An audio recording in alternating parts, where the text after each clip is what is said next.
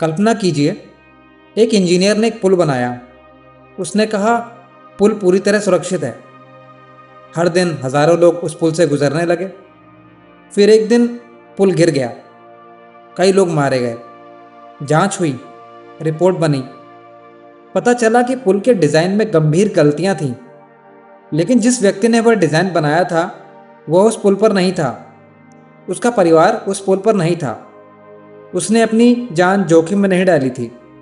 गलती उसकी थी, लेकिन कीमत किसी और ने चुकाई। अब एक बहुत साधारण सवाल पूछिए, अगर उस इंजीनियर को हर दिन स्वयं उसी पुल से गुजरना पड़ता तो क्या वह पुल बिल्कुल उसी तरह बनाता? शायद नहीं। और नासिम निकोलस तालेब की किताब स्किन इन द गेम इसी छोटे से प्रश्न से एक बहुत बड़ी समस्या की ओर इशारा करती है। हमने एक ऐसी दुनिया बना ली है जहां निर्णय लेने वाला और उस निर्णय का परिणाम भुगतने वाला व्यक्ति अक्सर एक नहीं होता। जो फैसला करता है वह सुरक्षित रहता है, और जिस पर फैसला लागू होता है वह जोखिम उठाता है। तालिब कहते हैं कि यहीं से गैर जिम्मेदारी पैदा होती है, क्योंकि जब आपकी गलती की कीमत आपको नहीं चुकानी तो गलत होना बहुत आसान हो जाता है। लगभग 4000 वर्ष पहले बेबीलोन में हम्मुराबी नाम का एक राजा हुआ। उसकी कानूनी संहिता को दुनिया की सबसे पुरानी लिखित कानूनी व्यवस्थाओं में गिना जाता है। उस संहिता में एक बेहद कठोर नियम था।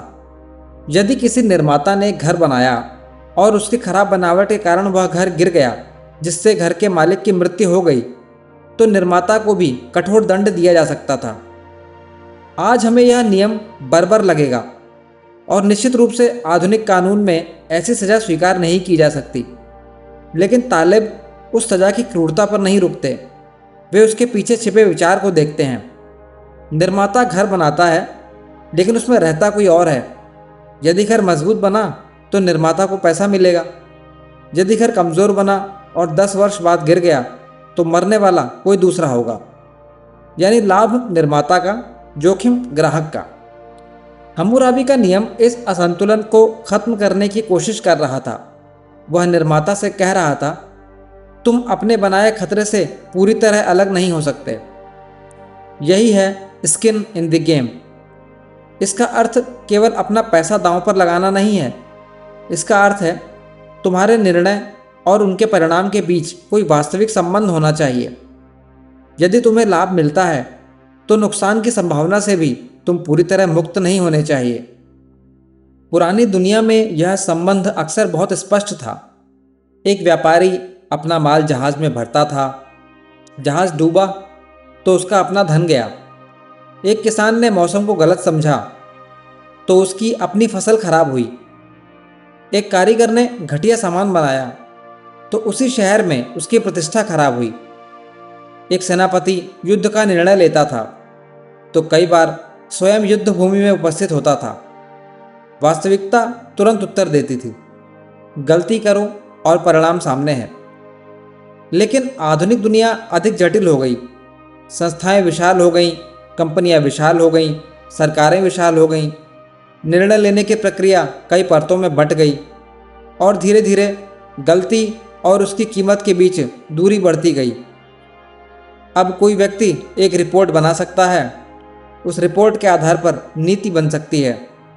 उस नीति से लाखों लोग प्रभावित हो सकते हैं। नीति असफल हो सकती है और रिपोर्ट बनाने वाला व्यक्ति शायद तब तक किसी दूसरे संस्थान में नौकरी कर रहा हो। यही तालिब आधुनिक विशेषज्ञों पर हमला करते हैं। लेकिन उनकी समस्या ज्ञान से नहीं है। उनकी समस्या उस ज्ञान से है जिसे वास्तविकता कभी दंड नहीं देती। एक किसान मौसम के बारे में गलत हो सकता है, लेकिन वह लगातार 10 वर्षों तक गलत नहीं हो सकता, क्योंकि शायद तीसरे या चौथे वर्ष तक उसकी खेती समाप्त हो जाएगी। एक छोटा व्यापारी ग्राहक को गलत समझ सकता है, लेकिन यदि वह बार बार गलत हुआ तो उसकी दुकान बंद हो जाएगी। एक मुक्केबाज अपने प्रतिद्वंद्वी को कमज़ोर समझ सकता है, लेकिन रिंग में उसकी धारणा की परीक्षा तुरंत हो जाती है। अब एक टीवी विशेषज्ञ की कल्पना कीजिए। वह कहता है, अगले वर्ष अर्थव्यवस्था पूरी तरह गिर जाएगी। अर्थव्यवस्था नहीं गिरती। अगले वर्ष वह फिर टीवी पर आ जाता है। अब वह किसी दूसरी घटना की भविष्यवाणी करता है, वह फिर गलत होता है, लेकिन उसका करियर चलता रहता है। क्यों? क्योंकि उसकी गलतियों के लिए कोई वास्तविक फीडबैक मैकेनिज्म नहीं है। उसने कुछ खोया नहीं। तालेब के लिए यह बहुत बड़ी समस्या है, क्योंकि वास्तविकता से कटे हुए विचार बहुत लंबे समय तक जीवित रह सकते हैं। हम अक्सर मानते हैं कि जो व्यक्ति किसी चीज़ को अच्छी तरह समझा सकता है वह उसे अच्छी तरह जानता भी होगा, लेकिन क्या यह हमेशा सच है? एक अनुभवी नाविक को देखिए। शायद वह समुद्र की हर लहर का मैथमेटिकल इक्वेशन न लिख सके, लेकिन वह आसमान को देखकर कह सकता है कि आज समुद्र में मत जाना। आप उससे पूछेंगे क्यों? वह शायद कोई शानदार साइंटिफिक एक्सप्लेनेशन ना दे पाए। वह बस कहेगा मौसम ठीक नहीं लग रहा, और कुछ घंटों बाद तूफान आ सकता है। 30 वर्षों का अनुभव उसके भीतर ऐसी सूचनाएं जमा कर चुका है जिन्हें वह शब्दों में व्यक्त नहीं कर सकता। इसे कभी कभी टैसिट नॉलेज कहा जाता है, यानी ऐसा ज्ञान जिसे आप जानते हैं लेकिन पूरी तरह समझा नहीं सकते। एक कारीगर लकड़ी छूकर उसकी गुणवत्ता समझ सकता है। एक अनुभवी डॉक्टर मरीज को देखकर महसूस कर सकता है कि कुछ ठीक नहीं है। एक व्यापारी किसी सौदे में ऐसी गड़बड़ी देख सकता है जो स्प्रेडशीट में दिखाई नहीं देती। तालिब ऐसे ज्ञान को गंभीरता से लेते हैं, क्योंकि यह किताबों से नहीं, वास्तविकता से आया है। इस ज्ञान ने गलतियां की हैं, कीमत चुकाई है और धीरे धीरे स्वयं को सुधारा है। लेकिन आधुनिक मन को एक समस्या है, उसे हर चीज़ का एक्सप्लेनेशन चाहिए। यदि हम किसी चीज़ का कारण नहीं समझते तो हमें लगता है कि शायद उसका कोई कारण है ही नहीं। मान लीजिए किसी गांव में सैकड़ों वर्षों से एक विशेष तरीके से भोजन बनाया जाता है। एक आधुनिक व्यक्ति वहां आता है। वह कहता है यह स्टेप बेकार है, इसका कोई वैज्ञानिक कारण दिखाई नहीं देता, इसे हटा देते हैं। शायद वह सही हो, लेकिन तालिब पूछते हैं क्या यह भी संभव है कि उस प्रैक्टिस का कोई ऐसा लाभ हो जिसे तुम अभी समझ नहीं पाए? कारण ना जानना कारण न होने के समान नहीं है। यहीं से तालिब का एक प्रसिद्ध विचार आता है, लिंडी इफेक्ट। यदि कोई विचार, कोई पुस्तक या कोई नॉन पेरिशेबल चीज़ बहुत लंबे समय से जीवित है तो उसका लंबे समय तक और जीवित रहना अपने आप में इन्फॉर्मेशन हो सकता है। एक पुस्तक जो 2000 वर्षों से पढ़ी जा रही है और एक पुस्तक जो पिछले मंगलवार प्रकाशित हुई, दोनों को समय ने समान रूप से टेस्ट नहीं किया। इसका अर्थ यह नहीं कि हर पुरानी चीज़ सही है। गुलामी भी पुरानी थी, अंधविश्वास भी पुराने हैं। तालिब अतीत की पूजा नहीं कर रहे, वे केवल इतना कह रहे हैं कि जिस चीज़ को समय ने हजारों वर्षों तक टेस्ट किया है उसे केवल इसलिए मत तोड़ो क्योंकि तुम्हें 5 मिनट में उसका लॉजिक समझ नहीं आया। थोड़ी विनम्रता रखो, क्योंकि कॉम्प्लेक्स सिस्टम्स हमारी समझ से कहीं अधिक कॉम्प्लेक्स हो सकते हैं। और यहीं एक दूसरी समस्या पैदा होती है, इंटरवेंशन। हमें कुछ गलत दिखाई देता है और हम तुरंत उसे ठीक करना चाहते हैं, लेकिन क्या हर इंटरवेंशन चीज़ों को बेहतर बनाता है? चिकित्सा विज्ञान में एक शब्द है लेट्रोजेनिक्स, अर्थात वह नुकसान जो इलाज स्वयं पैदा कर दे। मरीज बीमार था, हमने उपचार किया और उपचार ने बीमारी से अधिक नुकसान कर दिया। तालिब कहते हैं यही चीज़ समाज, अर्थव्यवस्था और राजनीति में भी हो सकती है। आप एक छोटी समस्या ठीक करने जाते हैं और 10 नई समस्याएं पैदा कर देते हैं। लेकिन यहाँ फिर वही एसिमेट्री आती है। इंटरवेंशन करने वाले व्यक्ति को शुरुआती सफलता का क्रेडिट मिल जाता है, लंबे समय बाद आने वाला नुकसान किसी और के हिस्से में जाता है। एक व्यक्ति मशीन का केवल 10% हिस्सा समझता है, उसे एक पुर्जा बेकार दिखाई देता है, वह उसे निकाल देता है। मशीन चलती रहती है, वह घोषणा करता है देखा मैं सही था। 6 महीने बाद मशीन टूट जाती है, लेकिन तब तक वह किसी दूसरे प्रोजेक्ट पर जा चुका है। तालिब को इसी आत्मविश्वास से डर लगता है, अज्ञान से कम, अज्ञान के साथ जुड़ी निश्चितता से अधिक। अब एक बिल्कुल अलग उदाहरण लेते हैं। मान लीजिए एक शहर में 100 लोग रहते हैं। 97 लोग किसी भी तरह का भोजन खा सकते हैं, लेकिन 3 लोग केवल एक विशेष प्रकार का भोजन खाते हैं। वे उस नियम पर समझौता नहीं करेंगे। अब एक दुकानदार के पास 2 विकल्प हैं, 2 तरह का भोजन रखे या ऐसा भोजन रखे जिसे वे 3 लोग भी खा सकें और बाकी 97 भी। व्यापार की दृष्टि से दूसरा विकल्प आसान हो सकता है। धीरे धीरे पूरा बाजार उसी भोजन की ओर बदल सकता है। केवल 3 लोगों ने 97 लोगों की व्यवस्था बदल दी। तालिब इसे कहते हैं माइनॉरिटी रूल। हम सोचते हैं दुनिया बहुमत चलाता है, लेकिन कई बार दुनिया को बहुमत नहीं, सबसे अडिग अल्पसंख्यक बदलता है। कारण बहुत सरल है। अधिकांश लोग फ्लेक्सिबल होते हैं। वे कहते हैं ठीक है, मुझे ज़्यादा फर्क नहीं पड़ता। लेकिन कुछ लोग कहते हैं नहीं, इस विषय पर कोई समझौता नहीं।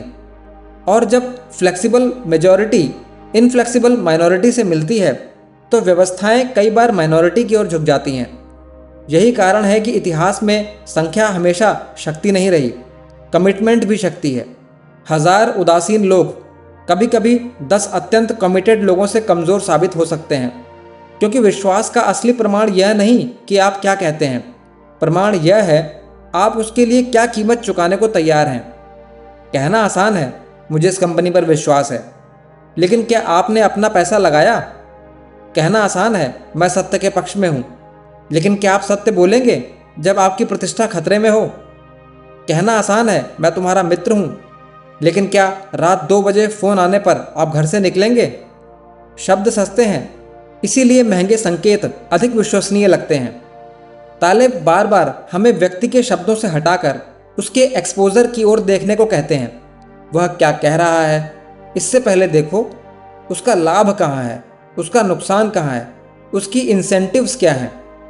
कल्पना कीजिए एक बैंकर को रिस्की डिसीजन लेने पर बड़ा बोनस मिलता है।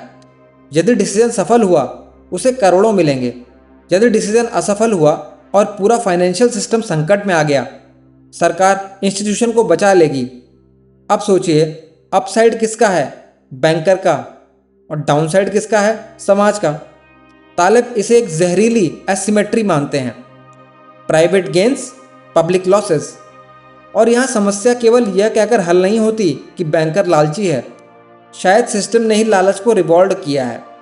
आप ऐसी व्यवस्था बनाइए जहाँ धोखा लाभदायक हो, और फिर हर वर्ष होनेस्टी पर सेमिनार कराइए। क्या सेमिनार व्यवस्था बदल देगा? शायद नहीं। तालिब का ध्यान व्यक्ति के चरित्र से पहले स्ट्रक्चर पर जाता है। इंसेंटिव्स बदलो, व्यवहार स्वयं बदल सकता है।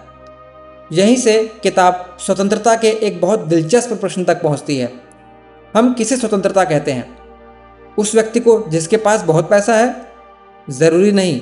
मान लीजिए एक एग्जीक्यूटिव हर महीने लाखों रुपए कमाता है, लेकिन उसका महंगा घर ईएमआई पर है, बच्चों की महंगी शिक्षा है, एक विशेष लाइफस्टाइल है, उसकी सोशल आइडेंटिटी उसकी नौकरी से जुड़ी है। अब उसका बॉस उससे ऐसी बात कहता है जिससे वह पूरी तरह असहमत है। क्या वह नहीं कह सकता है? कानूनी रूप से हाँ, व्यावहारिक रूप से शायद नहीं। दूसरी ओर एक छोटा दुकानदार है, कम कमाता है, लेकिन उसके खर्च कम है। वह दुकान बंद करके किसी दूसरे शहर जा सकता है। वह किसी व्यक्ति को कह सकता है मुझे तुम्हारे साथ काम नहीं करना। अब कौन अधिक स्वतंत्र है? तालिब फ्रीडम का एक बहुत प्रैक्टिकल टेस्ट देते हैं। क्या तुम नहीं कह सकते हो? यदि किसी व्यवस्था से बाहर निकलना तुम्हारे लिए लगभग असंभव है, तो उस व्यवस्था के प्रति तुम्हारी सहमति कितनी वास्तविक है? इसीलिए तालिब वेल्थ को केवल अधिक पैसा जमा करने से नहीं जोड़ते। कई बार असली वेल्थ है कम डिपेंडेंस, ऑप्शंस, एग्जिट। वह क्षमता कि यदि कोई व्यवस्था तुम्हारी गरिमा छीनने लगे तो तुम दरवाज़ा खोलकर बाहर निकल सको। और शायद यही कारण है कि स्किन इन द गेम अंत में केवल एक्सपर्ट्स, बैंकर्स या पॉलिटिशियंस की आलोचना बनकर नहीं रह जाती। यह प्रश्न हमारी ओर भी लौटता है।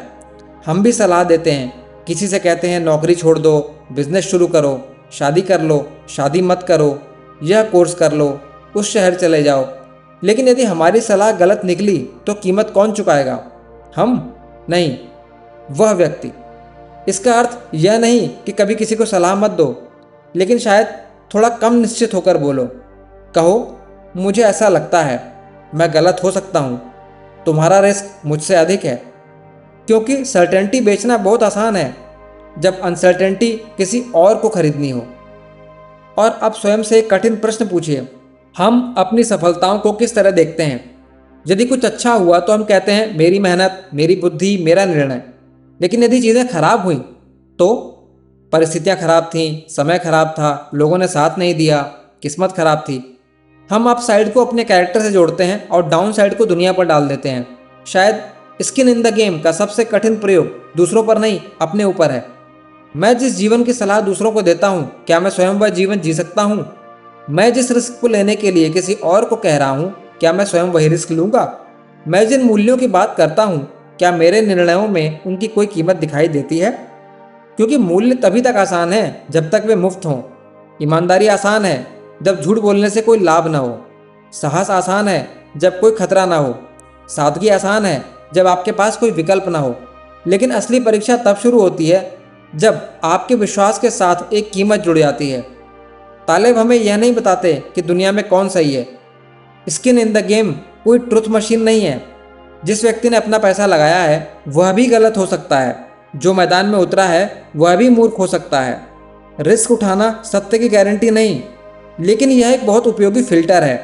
क्योंकि जब गलत होने की कोई कीमत नहीं होती तो बकवास बहुत लंबे समय तक जीवित रह सकती है। इसलिए अगली बार जब कोई व्यक्ति बहुत आत्मविश्वास से आपको बताए कि दुनिया कैसे चलनी चाहिए, एक छोटा सा प्रश्न पूछिए। यदि वह व्यक्ति गलत हुआ तो इसे क्या खोना पड़ेगा? यदि उत्तर है कुछ भी नहीं, तो शायद उसकी बात गलत नहीं है, लेकिन उसे थोड़ा सावधानी से सुनना चाहिए। क्योंकि हजारों वर्षों से वास्तविकता एक ही भाषा समझती आई है। न भाषण, न पद, न डिग्री, न प्रतिष्ठा। वास्तविकता परिणाम देखती है। और शायद नसीम तालिब की पूरी किताब का सबसे असहज प्रश्न यही है कि तुम जो कह रहे हो उसमें तुम्हारा अपना क्या दांव पर लगा है। क्योंकि जहां लाभ तुम्हारा है वहां जोखिम से पूरी तरह भाग जाना न्याय नहीं। जहां निर्णय तुम्हारा है वहां जिम्मेदारी किसी और की नहीं होनी चाहिए। और जहां तुम्हारे शब्द किसी दूसरे व्यक्ति का जीवन बदल सकते हैं, वहां शायद थोड़ी विनम्रता भी स्किन इन द गेम का ही एक रूप है। Thank you for listening the quite thinker. Slow thoughts, quite mind, deep life.